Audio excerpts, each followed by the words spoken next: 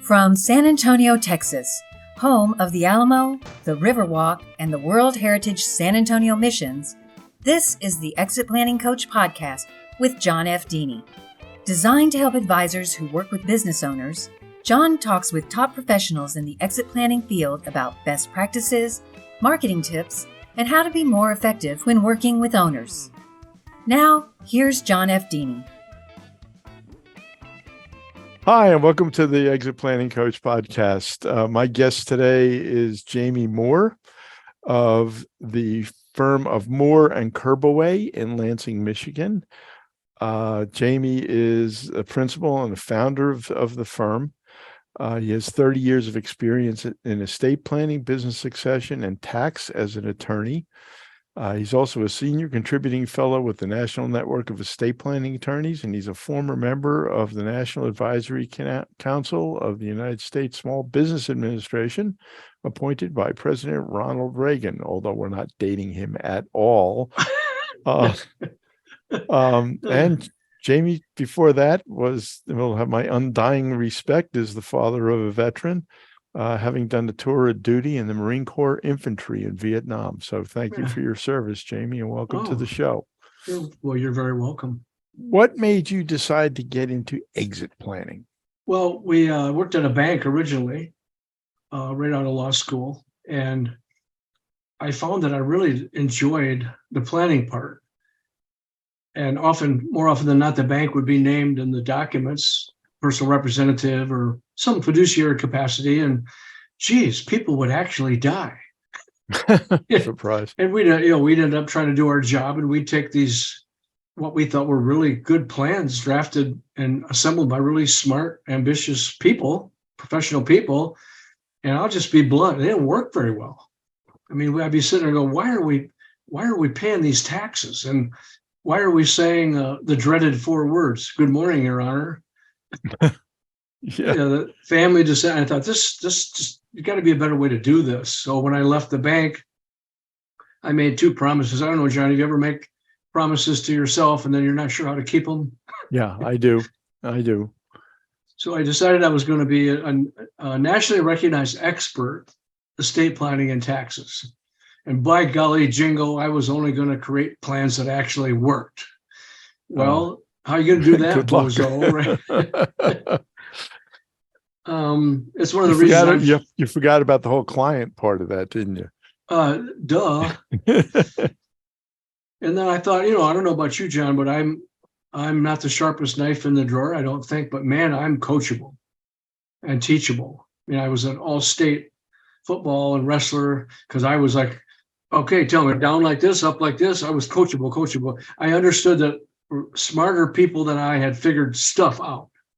So when I left to go to private practice, I said, well, there's got to be other organizations that have thunk of this. And that's how I found originally the National Network. And now I'm a member of a group called Wealth Council. So on the attorney side, I figured that 6,000 or 7,000 of us would be smarter than Smith & Smith down the road. And I joined those and got really, really, really good at estate planning and tax work. But as you've shared with us before, John, in your writings and on your teaching, a lot of our clients either had a business or, they worked at a business. And I'd say more often than not, they'd say, well, what about my business?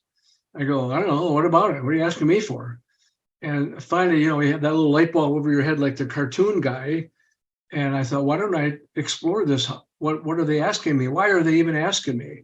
And stumbled on the Business Enterprise Institute out in Denver, went to Chicago for one of John Brown's boot camps and said, it's just the second or. So if I'm going to plan, protect, and preserve your family wealth, and then also help you with that, now we got a boat going down the road instead of rowing in a circle. So I just jumped in and got that designation. And then last year found the Exit Planning Institute. It's one of my colleagues in Detroit was a former M&A guy, drank the Kool-Aid and then started just doing the exit planning. And he suggested that. So I did that. And it just made sense to me to roll both oars. Mm-hmm. Yeah. And there are more and more of us that are certified by both organizations, and I find them to be different. Yes. I always think that personally, I think that BEI has always been far more focused on the transaction, on the nuts and bolts of planning how the transfer happens. Whereas BEI, of course, has their value enhancement methodology where they focus a lot more on the lead in. And, if I can be self-aggrandizing for a minute, I think we focus on the very, very front end in really getting to know the client and how you go through discovery with them. Describe your typical first meeting with a client. Well, I've kind of got before the and after the Kool-Aid story, which is my blessing to be part of the ExitMap. So that's before the Kool-Aid. And I'd gone through some training years and years and years ago. Richard and I originally knew each other. We were young prosecutors together in Ingham County. And then he went to the bench. He was a judge for 25 years, and I went to private practice, and then he retired, and we found each other and began practicing together. But I remember even years ago learning how to cross-examine someone and interview the cops for the report, and they had this structured way to ask questions and things. So I thought it was all about structure. And communication, human communication, is all about heart first, head second. So what I learned through National Network and Wealth Council, we have kind of a scripted process on the estate planning side to draw people out, but it was too scripted. As you've taught us before, the more questions I ask, the smarter I get. Right. So then I find your process, which is all about drawing the client out. And I thought, you got to be kidding me. That's just, not only is it brilliant, it just works well for me.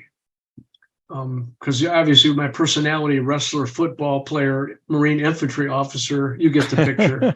I mean, not a lot of teddy bears in my life. So a little direct, are we? Duh. So, I just want to say, well, here's your solution, sign here. It's got a good plan. Let's go have a beer. And well, that maybe we get there, but I had to back way off. And I just love our process of, hey, just, are you a triggering event guy? You may be just exploring. You may be a triggering event. I got sick. My kid doesn't want the business. Some triggering event, or what I love about one thing you tell us is that client that's pivoting. They're getting to the point where I've got to eventually start to pivot out of this. So how does that work? So their brain is on. Mm-hmm. And so I love, we have, well, then, like you've taught us, take the assessment. And I like to sleep at night. So if they won't even invest a few minutes of their own time to do that, they're just a never or a later. I don't worry about it. Right. I had a call yesterday from a guy who said, we talked a year ago. Okay. How are you, Frank? Frazzled Frank. Well, I'm still frazzled Frank. Okay. Terrific. Seems like you told me to do something then. Yes. I didn't do it. It's okay. We do it now. Oh, we could just do it now? Yeah, there's no, exit planning. Police aren't going to show up at your door and make you do push-ups, although that would be my preference. So I love it that it just gets them started. And especially even in the initial debriefing, when it goes off the rails, as it often does, because it's a scary event. Sure. The elephant in the room is change and all that stuff you've taught us so well. And John Brown and others, Chris Snyder from EPI, they're afraid. They don't even know they're afraid. So if we start with that simple assessment and then to have a conversation and not a lecture, it just always goes well. Either it goes well because they're, okay, let's move ahead, or I'm not quite ready. Wherever it goes, but it's so heartwarming and relaxing to have that safe environment. And when I get someone like me across the table and they start arguing with the answers, I go, hey, but John, they're your answers, man. Right. This is not my report, okay? You answered the questions. Now, you could go in and fix them. If that's not the right answer, you can read, oh, I can't, okay, yeah. And they laugh, okay, yeah, I did answer that, didn't I? Crap. So I've gone from my more structured, I've got a goal to accomplish here with, let's just have the assessment debriefing and see what happens. Yeah. And the nice thing about it too, and I've always said this, when, a banker will call me and ask me to talk to a client, and, they'll say, I don't know if he's ready, if he's really ready to exit or if he's just talking about it. And I say, it's okay. I don't care. Yeah. They're all stockpiled, because once you have taken them to me and told them that I'm the guy to help you out, if they're not ready now, next year, the year after, and that's John Brown's famous line, right? Sooner or later, every business owner will exit his business. What do you think is the most important factor in converting a client or converting a prospect to a client? What turns that little switch that says, yeah, it's time for me to work with you? I think it seems to me to be different with each person, depending again on why are they there in the first place. The wife made them come in. There's turmoil. If it's a triggering event, they're more prone to say, how does this work? They want to go faster than you sometimes. Mm-hmm. I hear you have this process. Financial advisor said you have this way to help me. So they think it's, some kind of turnkey thing. So they're already ahead of me.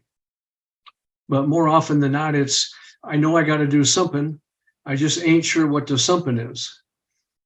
So then what I've been doing post-COVID was looking at a lot of the studies you've done and EPI did and Wealth Council did. And I'm also a member of an organization called Great Legal Marketing. And that Ben Glasser is just brilliant at helping lawyers really market and not just be who we think we are. And the whole idea there is people want content. They're tired of free set of steak knives if you sign up right now, and the thing that the gas pump, buy some coffee, buy some donuts, I want to get my tire iron out, say, this is my one quiet moment filling my tank, stop yelling at me. And yeah. Oh, I hate those screens. Oh my God. And even then, maybe I'm looking for a cup of coffee, but tell me about why I would, anyway, the point is there's so much noise out there that we're prone to do this. But as you know, entrepreneurs, being the hunters that they are, they're looking for information. They know that in the noise, somewhere there's probably some information. Mm-hmm. And then way inside that, there's probably some useful information. And I'll sometimes just draw that little circle and say, there's the noise. What's your pet peeve, John? Is it the terrorist entertainment? I'm sorry, the news? What's your favorite? They'll tell you. Now, what about, are you looking for information? Oh, yeah. So what would you say to me right now is something that might be useful to you? And they'll have some starting point, and then you can do that. And then we now have a methodology that's called when they raise their hand, what do you want? So I might say to you, well, John, when you are gathering new information about anything, a diet plan, buy a new car, mow the grass, exit my business, something that you have to do, you're not sure how it works, and there's probably some information out there about it. So I got to get agreement there. If they're already arguing with me, well, then it's not going to go anywhere. But they'll say, well, yeah, I've done that. So do you like to read? I know you know how to read, Bob, but do you read? Yeah, once in a while at gunpoint. I read sports magazines, or I find it, do they read books, material, reports, whatever? Would you rather watch? Are you more of a sit down, participate sort of guy? Or are you more like we're doing right now, a cup of coffee and a conversation and a whiteboard? And then I always look at, the neuro-linguistic programming tells us when you look up and to the right, you're thinking of how you gather information. If you look down and to the left, we're done talking. Or you're lying. They'll just say, well, I guess I would read. I say, well, I have 2 books and 4 different reports, and 2 of the groups I work with, Mr. Dini from ExitMap, he's got 3 really good books, depending on you, and my other colleague, John, and Chris Snyder. So, and the other guy I work with is Bruce Wright out in California, the Wright Exit Plan. I know Bruce for years. Mm-hmm. And his is kind of a 10th grade level book, still a book, but it's more down there. So it's like the smorgasbord. Why is there creamed herring on the buffet? Does anybody eat the creamed herring? Somebody does. So once they tell me, I'd rather read than start there. No, I want to just get started. Well, then take the assessment. Or Or if it's a triggering event, a 911, I'm sick, I got this diagnosis, my kid, whatever, we can back off and get a little more busy if it's kind of an emergency. But I like it that we don't have to dictate where they are to start with, is what I'm struggling to say. Yeah, that I know that's a great piece of advice. I've never done that, and I'm going to start doing that. How do you like to gather information? I think that's an excellent way of approaching it. We're going to take a break for just a minute and pay for the podcast by pitching the new book, and then a copy of which is coming to you, by the way. How'd you get that already? Oh man, I'm ahead of the curve, baby. You're on top of it. Great man. book. That's great. Great book. Thank you. Okay, we'll be back in a minute. Hello, John F. Dini here, and I'm very excited to announce the publication of the Exit Planning Coach Handbook. Inspiration for the handbook comes from my 25 years of working as a coach to business owners, with 12 of those years dedicated to helping them plan their business transitions. It is a guide for advisors that explains why working with business owners is so dramatically different from working with other executives. It provides insights on how to approach planning conversations with owners more effectively. Plus, it takes you through the steps that will help you develop your relationship as their most trusted advisor. I wrote this book for advisors who want their clients to move on to a second act that's even more rewarding than their first. If you read any of my previous books, you know I don't lecture. It's a conversation between two professionals. If you work with business owners, I strongly encourage you to read the Exit Planning Coach Handbook. I think it will quickly become a go-to in your reference library. It is currently available on Amazon and the Kindle store in paperback and as an audiobook. All right, welcome back to the Exit Planning Coach podcast. I'm John Dini, and I'm here with Jamie Moore. And Jamie, it's been fascinating talking to you, and I'm sure some people are listening and going, wow, I wish I had an attorney that understood my needs. We're going to have it on the podcast, of course, but please give us your contact information if you would. So it's real simple. It's just James, my email, and then it's the name of the firm, Moore and Kerbaway.com. That's it. Same for the website. It's all spelled out, Moore and KERBAWY.com. And that's where all the swag is. I mean, there's 8 white papers, 4 books, 3 reports, and a free candy bar. So it's all websites full of swag. Terrific. Trick-or-treating on websites. Yeah. I also don't mind, John, if people, I leave my phone on. People think I'm nuts, but my cell phone is always on. And most people are respectful. They might just have a simple question about this or that. And usually in a couple of minutes, I can give a helicopter view of even a complex situation. And I don't mind doing that at all. We've talked about discovery, we've talked about marketing. Where do you get most of your referrals from? Well, I have a pre-COVID 30-year history of doing it one way, and then we got stopped. So I'm trying to reconstitute that, and it's been interesting. So I don't know many lawyers, to believe it or not. I know mostly financial advisors and CPAs and valuation guys and business brokers. And Richard and I just spoke to the West Michigan Business Brokers Association. So we network with those people. And then our pitch is not just referral. That's worked since Benjamin Franklin's days. You'd come shoe my horse and I'd fix your boots. That's nothing wrong with referrals. But if you find someone that's willing to literally collaborate, get to know each other, and you can't find what you're not looking for, and create a commonality of collaboration to find the same people, it's just so much more fun. It takes longer to develop. But I found during COVID and history and all that, a lot of those relationships changed, went away, or stopped, either because of them or because of me. My tale of woe is I lost my whole firm. So I got sick, had a heart attack, ended up in the hospital for the first time in my life, blah, blah, blah, blah. And during that time, then I had 2 associates 2 staff members and a paralegal. They left. I mean, they had to leave. So I came out of that and sat at my counter with no office, no clients, no practice, no help, and a great attitude. And a greater appreciation for continuity planning. Thank you. So I just said, well, I got a whiteboard here. I can reinvent it any way that I want. And then, of course, Richard called, and my wife always says that coincidence is God's way of staying anonymous. I like that.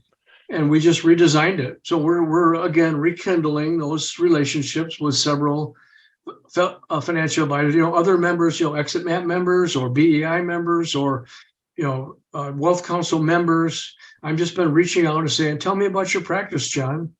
Are you still so busy you can't stand it? Or would you like to have a dialogue about collaborating? What issue keeps coming up with clients? What do you find when you walk in, you're doing an interview with a prospective client, or you're starting to work with a new client? What is the one misapprehension, misconnection that you most frequently run into? It's that whole paradigm shift that an exit or a transition is something that I'll do at some point way off there somewhere. And as you've taught us, and John Brown and Chris have taught us, it was a paradigm shift for me that an exit plan is really just good business planning. Right. What's the best time to start your exit is when you start the business. Right. So getting them to embrace that, oh, I see, the sooner you're going to have to actually have something to transfer, as you know. So if I get them to have a dialogue about that or read about it, or, here's chapter 8 of John's book, go read that. Here's chapter 6 of mine. Here's the webinar, whatever. And if they'll say, if they'll have the little light bulb and say, oh, I get it. So the sooner I start, the better. Yes, that's for me is the tipping point. And then our processes, whatever everybody out there is using, they're all good stuff. Your process is good for you because you figured it out. But until they say, let's start, what does Landry say? A good coach shows you things you don't want to see, tells you lots of stuff you don't want to hear, and makes you do stuff you don't want to do.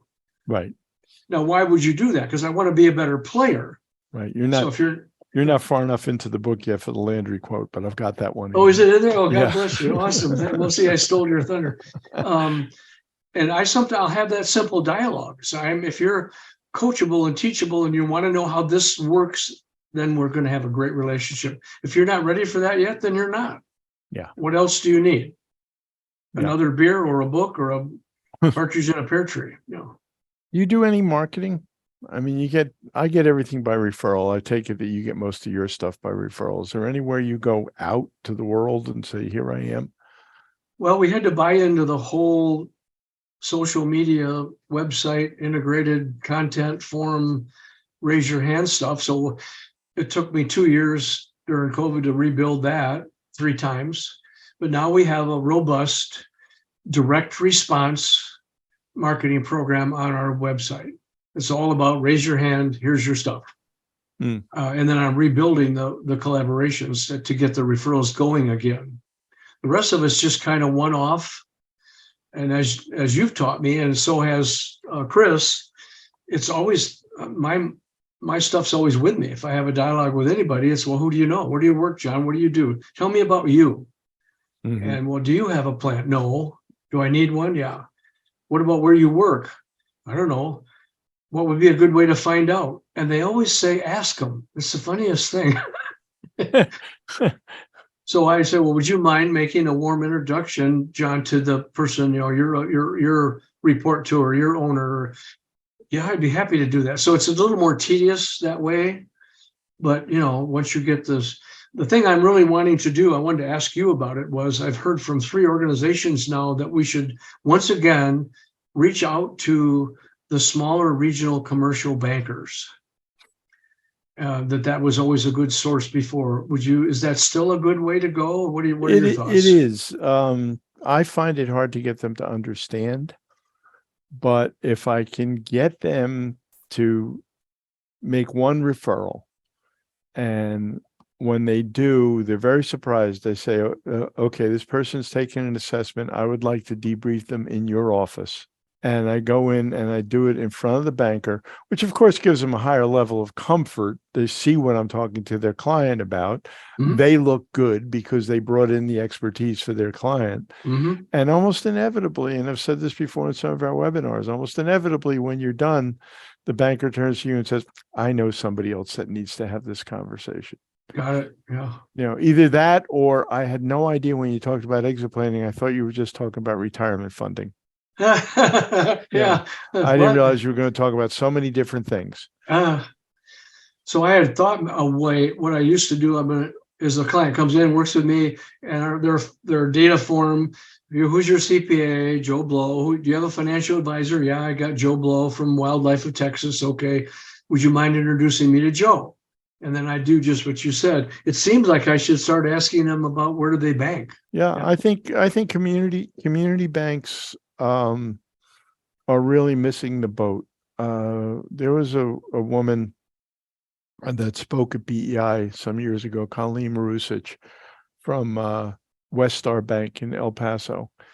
And she had certified in exit planning. And then she started going out on ride-alongs with her loan officers Oh who were my. just doing the hi, how are yous. And she said in the first 9 months, they funded 2 transactions. They added 60% to the assets under management in the wealth planning department of their bank. And they had, she said the biggest surprise for her loan officers was how many of their clients had another business interest that they banked elsewhere. And they had no idea. That's hilarious. I love Yeah. that. Yeah. Thank you. That was worth it right there. Thank you. So, you and I have been doing this for a while. And we've been to 2 of the 3 certifying organizations. We keep up our CE.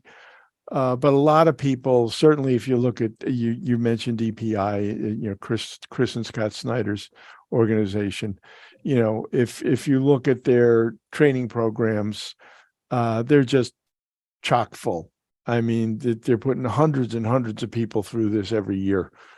So a lot of people are becoming exit planners for the first time. And we want to help the new ones too, because there's more business owners that need our help than if there were 10 times as many of us, we still couldn't take care of all of them.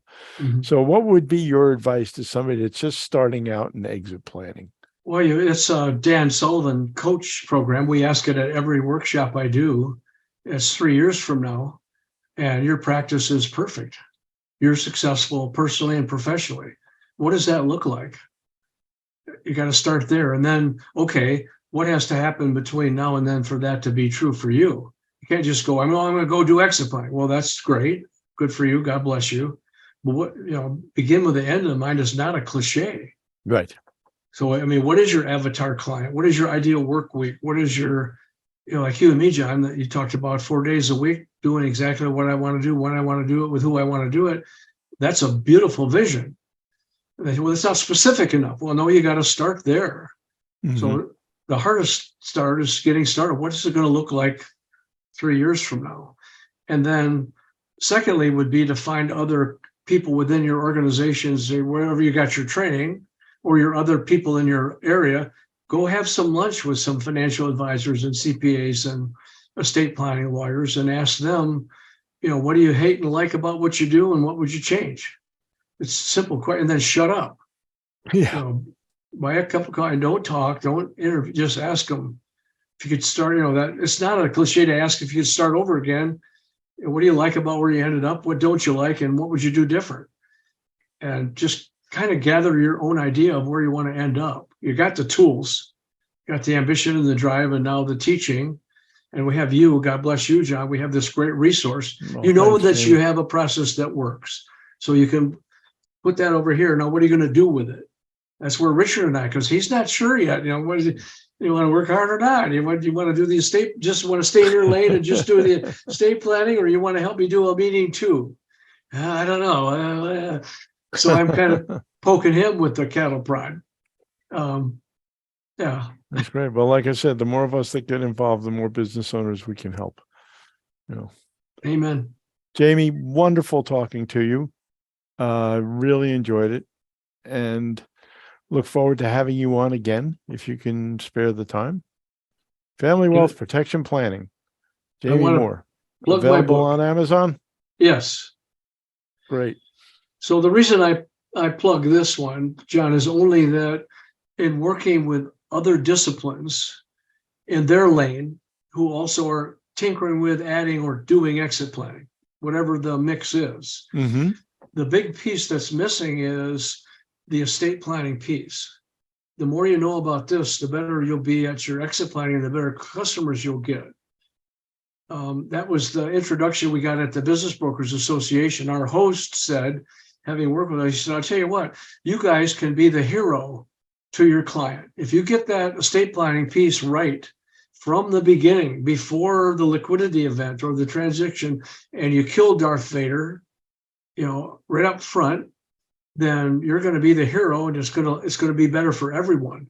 Now, you don't have to be an expert. That's why I wrote this relatively at like the sophomore college level, but this is very useful for clients and for the advisors doing exit planning.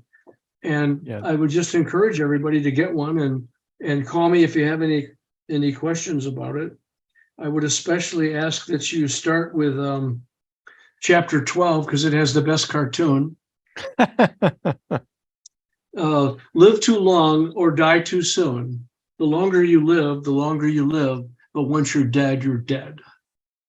It's true. So that's how the book is written, and the estate planning concepts are embedded in that type of a communication. So it's client friendly, it's advisor friendly, and it'll just help you do better business. Great. Hold that up again, please. One more time. Family Wealth Protection Planning. Yeah. Available on Amazon. That's great. That's the one. Do we have time for one bad joke or not? Sure. One bad joke. Go ahead. So the business owner, brilliant entrepreneur, just does great, super guy. And of course, he golfs with his lawyer and his CPA and his pastor. And so they golf. And one time he says, look, guys, I know they say you can't take it with you. I get it, but I'm going to do it, man. So here's $50,000 in cash for each of you. Just put it away. And if I die first, and if you decide to come to the funeral, just put it in the box. I'm taking it with me. Just slip it in there. Okay, John, you'll pinky swear we're blood brothers. So sure enough, he dies, and they're at the funeral, and the pastor's doing the eulogy. So he goes, oh my God, I'm a pastor. I got to confess. So Ralph, I'm sorry, but the church needed a new roof, and the giving was down, and I'm sorry, there's only 30 grand in there. I'm sorry. And CPA says, well, as long as we're talking, COVID, man, had to pay payroll and tag, blah, blah, blah. But I'm sorry, Frank, there's only 10 grand in there. I had to keep my doors open. Well, the lawyer gives these guys a lecture on morals and ethics and friendship and blah, blah, blah. So I want both of you to know that my check for the full amount is in the envelope. On that note, we're going to take off. It's been a pleasure, Jamie. Hope you'll come back again when we ask. Thank you. You bet. I'll be talking to you soon. And God bless you, John, for all you do. It's just so much appreciated. Just thank you, sir. Thank you. It's my pleasure.